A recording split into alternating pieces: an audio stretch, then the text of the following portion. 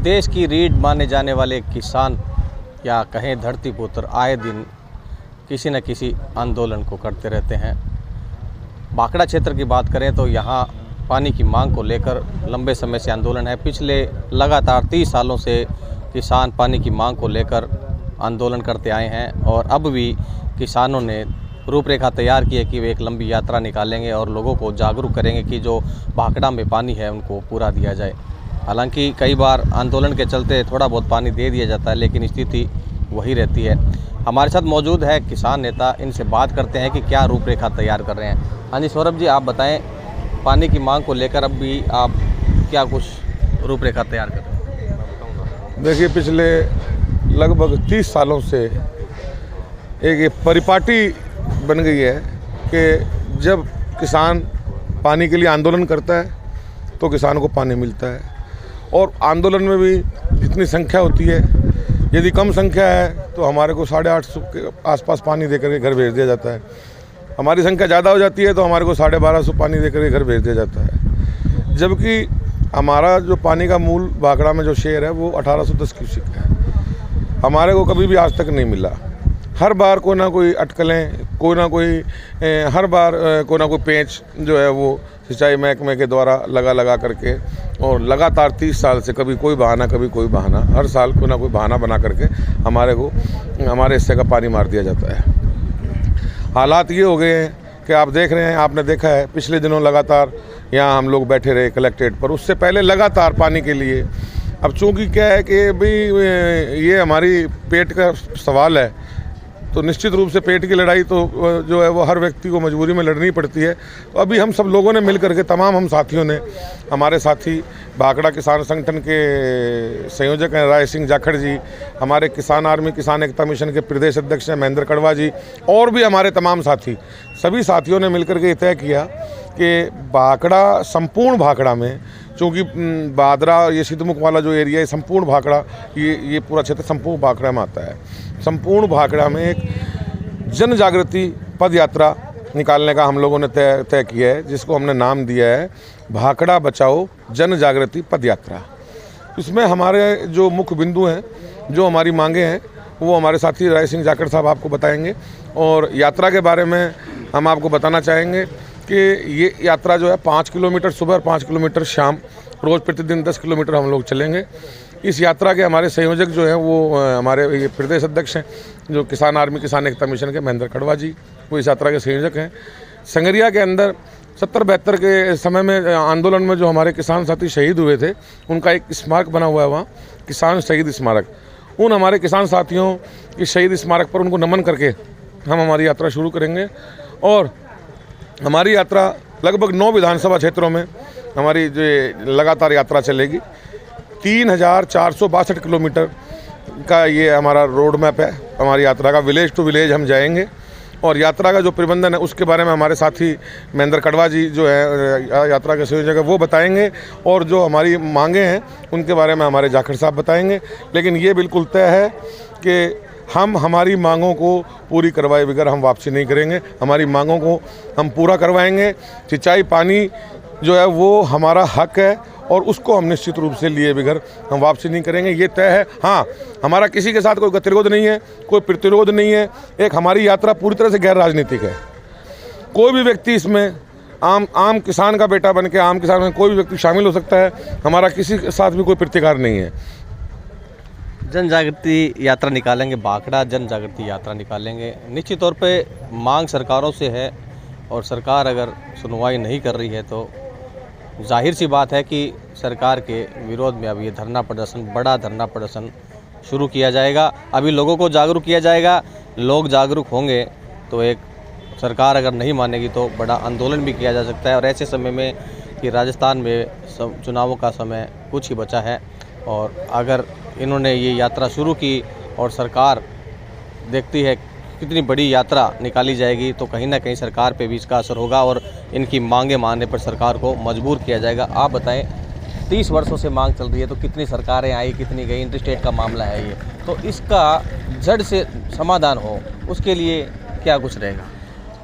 ये हम पिछले 8-10 सालों से मैं मेरे हिसाब से कह दूं, पहले हमारे बुजुर्ग लड़ रहे थे, उसके बाद में हमने ये ठान लिया भी अब ये उम्र दराज हो चुके हैं, इनसे लड़ा नहीं जा रहा है।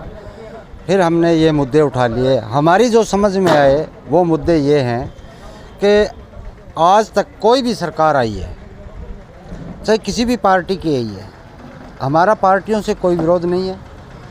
हमारी सरकार से मांग है, चाहे कोई भी सरकार आए, ये इंटरस्टेट का मामला है, इसमें पंजाब भी शामिल है, राजस्थान, हरियाणा और केंद्र सरकार भी इसमें शामिल है।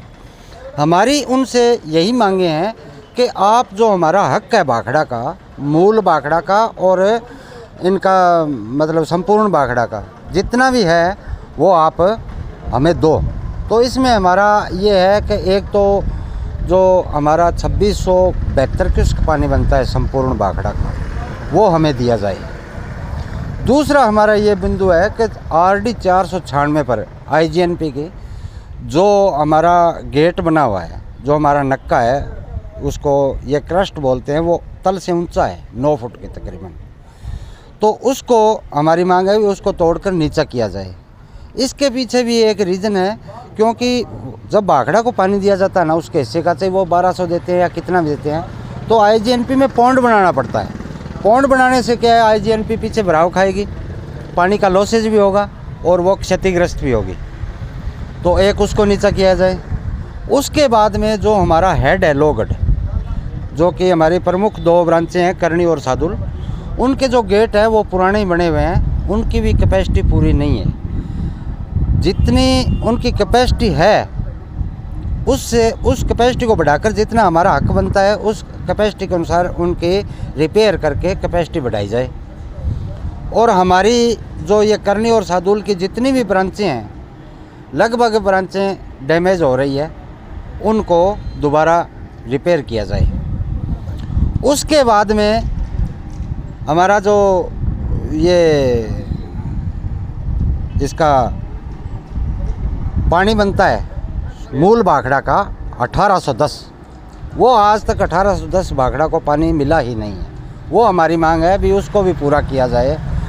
और उसके बाद में एक हमारी ये मांग भी है कि जो हमें किसानों को बीज दिया जा रहा है उसके अंदर बहुत ही घोटाला हो रहा है। अब की बार लगभग 80% किसानों के ये जो BT बीज मिल रहा है ना, इसके अंदर धांधली हुई है और इसमें लाल सुंडी का अटैक आ गया है। तो हमारी ये मांग है कि इसके ऊपर एक कानून बनाया जाए, गारंटी कानून, इसकी देख रेख में सारा काम हो और ताकि कानूनी कार्रवाई की जाए। सरकार जो किसान हितैषी होने की बातें करती है, चाहे चुनाव आने से पहले की बात हो और जब वोट आते हैं तब कहते हैं किसानों के लिए ये योजना लाई जाएगी, किसानों के हित में ये कार्य किए जाएंगे, लेकिन धरातल पे जो है किसान आंदोलन को ही मजबूर रहते हैं।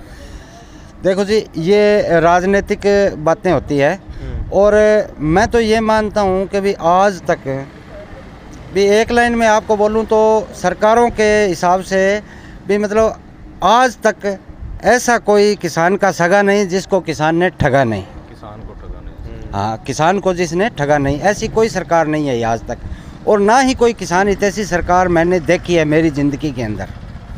हाँ ठीक है, कुछ काम कर देते हैं, जनता का पैसा होता है उसमें से 50% सब मिल बांट कर खा लेते हैं उनको। और सबसे बड़ी विडंबना ये है कि हम किसान लोग हैं ना, ये बहुत भोले भाले होते हैं, ये पार्टियों के पीछे लग जाते हैं और उनके जयकारे लगाने हैं। इसलिए हमने ये पार्टी वाला मैटर ही ख़त्म कर दिया है।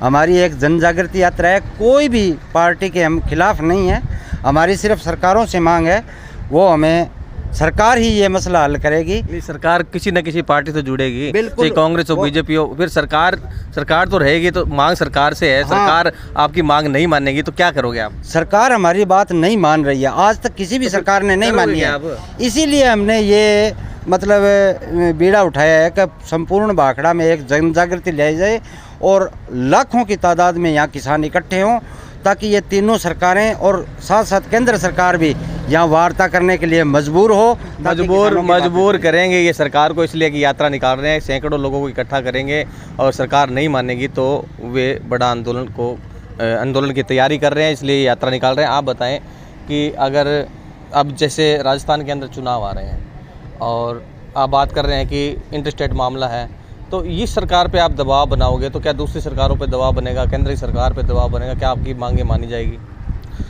देखो, जब यहाँ पे हमारे साथी सारे इकट्ठा होंगे तो ये जाहिर सी बात है कि दबाव सरकारों पे ही बनेगा और सरकारों को मानना ही पड़ेगा।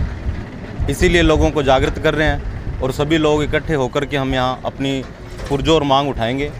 और इसीलिए हम 1 सितंबर से संग्रिया से जो है हमारी ये भाखड़ा बचाओ जन जागृति पद यात्रा जो है उसकी शुरुआत कर रहे हैं। और हमारे जो है 30 साथी निरंतर हमारे साथ चलेंगे। उसके अलावा जहाँ जहाँ जिस गांव से हम निकलेंगे वहाँ के जो गांव के लोग हैं, वहाँ के जो साथी हैं, जिस क्षेत्र से निकलेंगे वहाँ के साथी हैं, वो हमारे साथ चलेंगे।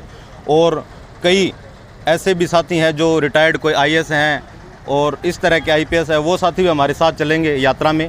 और एक बहुत बड़ा बूम निश्चित रूप से आने वाला है और भाखड़ा की जो हमारी प्रमुख मांगे हैं वो हमारी मांगे ज़रूर मानी जाएगी इस बार। तो ऐसे में यात्रा निकलेगी, सरकार पे दबाव बनाने की कोशिश रहेगी, तो क्या ये जो चुनाव आ रहे हैं राजस्थान के अंदर, क्या ये प्रभावित होंगे? देखो, चुनाव प्रभावित हों वो अलग बात है, लेकिन हमारा आंदोलन जो है वो निरंतर जारी है। पीछे भी हमारा आंदोलन चल रहा था और लगभग ये मानो भी 10 साल से हर साल आंदोलन होता ही है। लेकिन जितनी भीड़ होती है उस हिसाब से हमें उतना पानी दे के निकाल दिया जाता है। अब की बार हम पूर्ण रूप से लोगों को जागृत करके और एक बहुत बड़ा आंदोलन यहाँ करेंगे हनुमानगढ़। निश्चित तौर पे गहलोत सरकार के लिए काफ़ी मुश्किलात आने वाली है, क्योंकि जिस तरह से इन्होंने कहा है कि 1 सितंबर से बहुत बड़ी यात्रा निकालने जा रहे हैं, इन्होंने ये भी कहा है कि ऐसी कोई सरकार नहीं जिसने किसानों को ठगा नहीं। किसान जो है देश की रीढ़ मानी जाती है, लेकिन किसानों की बात ही नहीं मान रही। चुनावों के समय में ज़रूर वादे किए जाते हैं, लेकिन भाखड़ा क्षेत्र की बात करें तो आज तक इन्हें कभी पूरा पानी नहीं मिला है। जितनी संख्या में ये लोग जाते हैं, आंदोलन करते हैं, उस हिसाब से इनको पानी दे दिया जाता है। तो इन्होंने ठान लिया है कि अब हम इतनी संख्या करेंगे कि सरकार को, जो इंटर स्टेट की सरकार हो, केंद्रीय सरकार हो, सब पर दबाव होगा और उसी दबाव के चलते हुए भाखड़ा का जो पानी पूरा करेंगे।